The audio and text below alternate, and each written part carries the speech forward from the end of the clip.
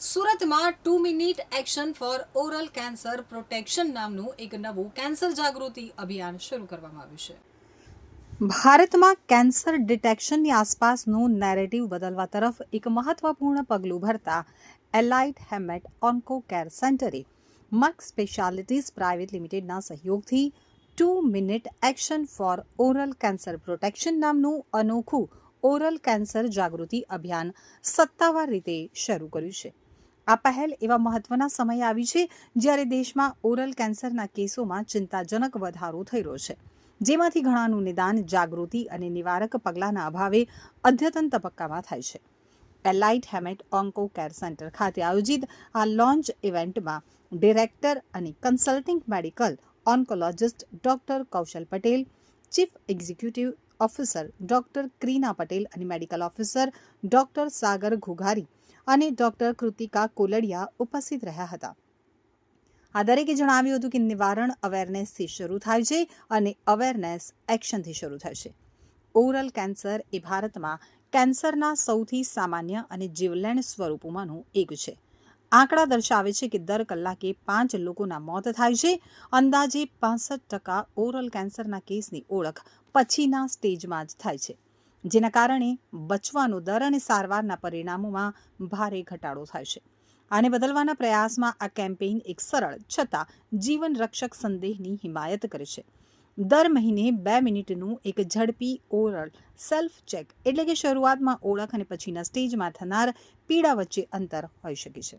ભારતમાં દર વર્ષે હેડ અને નેકના કેન્સરના લગભગ 2 લાખ નવા કેસ નોંધાય છે, જેમાં ઓરલ કેન્સર એ બર્ડનનો મોટો હિસ્સો છે. આઘાતજનક વાત એ છે કે આમાંથી લગભગ 60થી 70% દર્દીઓનું નિદાન ત્યારે થાય છે જ્યારે આ રોગ તેના અદ્યતન તબક્કામાં હોય છે. ચિંતાજનક આંકડા હોવા છતાં જાહેર જાગૃતિ અપ્રમાણસર રીતે ઓછી રહે છે.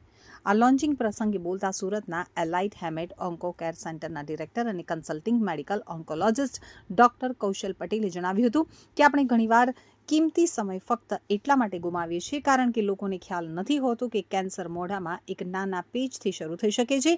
આ કેમ્પેઇનનો ઉદ્દેશ્ય તેને બદલવાનો છે. જો દર મહિને 2 મિનિટ માટે તમારા મોંની તપાસ કરવાથી કેન્સરને વહેલા શોધી શકવામાં મદદ મળી શકે છે, તો તે ફક્ત એક આદત નહીં પણ એક જીવન બચાવનાર છે.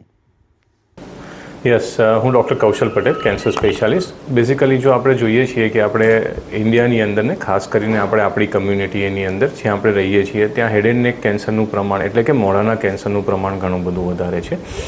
60-70% જેટલા ટોટલ કેસીસ આપણને હેડ એન્ડ નેક કેન્સરના જોવા મળતા હોય છે અને મોટાભાગના કેન્સર્સ આપણને યંગ એજની અંદર 35 to 45 યર્સની અંદર.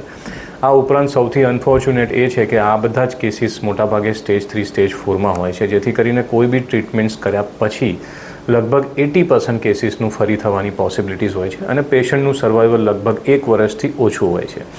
તેથી કરીને આપણે 2 મિનિટની અંદર સેલ્ફ એક્ઝામિનેશન નામનું એક screening program, head and neck screening પ્રોગ્રામનું એક એડવાઇસ કરવામાં આવેલ છે કે જે કમ્યુનિટીની અંદર જે લોકો દરેક વ્યક્તિ પોતાની રીતે અરીસાની અંદર 2 મિનિટની અંદર પોતાનું ઓરલ કેવિટીનું એક્ઝામિનેશન કરે, જેની અંદર કોઈપણ જાતનું અયુક્તું ચાંદુ, વ્હાઇટ પ્લેચ કે રેડ પેક, કોઈ મોઢાની અંદર કોઈ સોજો અથવા ગાંઠ જોવા મળે અથવા તો ટંગની કોઈ મુવમેન્ટ્સ રિસ્ટ્રિક્ટેડ હોય, અવાજમાં કોઈ ચેન્જીસ હોય, તો એ બધી વસ્તુને આપણે પિકઅપ કરી શકીએ અને we can consult our doctor.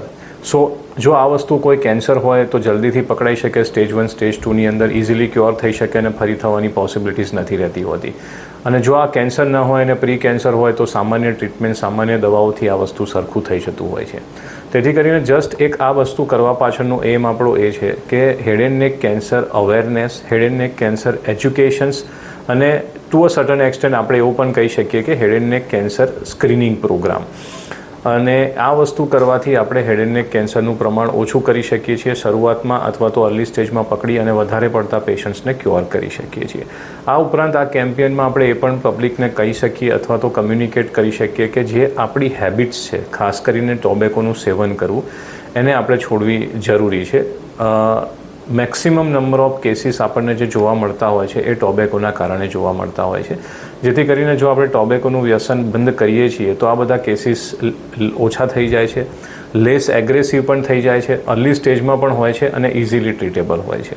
જે લોકો તમાકુનું સેવન નથી કરતા એવા કેસીસમાં પણ આપણને આ વસ્તુનું જોવા મળતું હોય છે. તો જે આ વસ્તુ સેલ્ફ એક્ઝામિનેશન ઇન 2 મિનિટ્સ કરવાથી આપણે એને પ્રિવેન્ટ કરી શકીએ છીએ, પકડી શકીએ છીએ અને ટ્રીટ કરી